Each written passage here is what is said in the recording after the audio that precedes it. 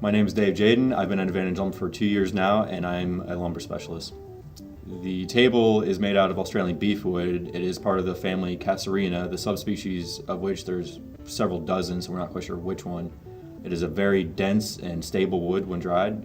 It's very heavy, weighing 7 to 9 pounds when dried. This species is native to Australia, and it was introduced here many years ago, and now is growing rampant and trying to be removed by the state. Siesta Key Beach has many of these growing there locally.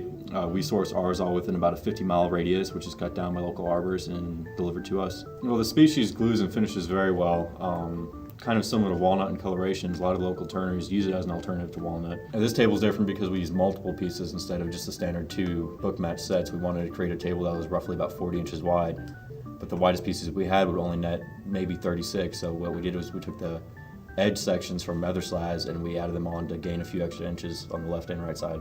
So when we receive a log here at Advantage Lumber, what we do is we sort it into our species segregated log piles, and from there, when we decide to cut it, we slab it up into either 6 or 8 quarter, or on some of the bigger stuff we'll do 10 quarter, 2.5 inches. From there, we stick it up and air dry it anywhere from a month to 6 months, depending on when we can get back to it with our drying process. We have 2 vacuum kilns, a 500 board foot vacuum kiln and a 2,000 board foot vacuum kiln.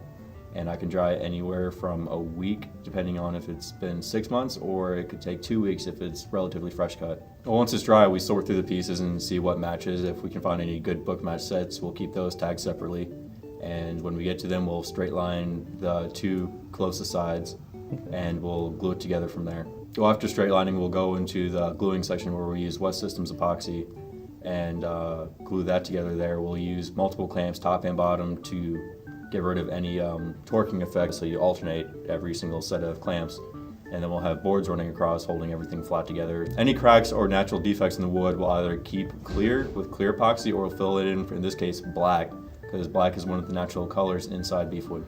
The drying process is usually about 24 hours. What we'll do is we'll straight line and match up, we'll dry fit in the morning, and then we'll glue together, and when we come in the next morning, that's when we usually sand it back down and get rid of all the glue lines.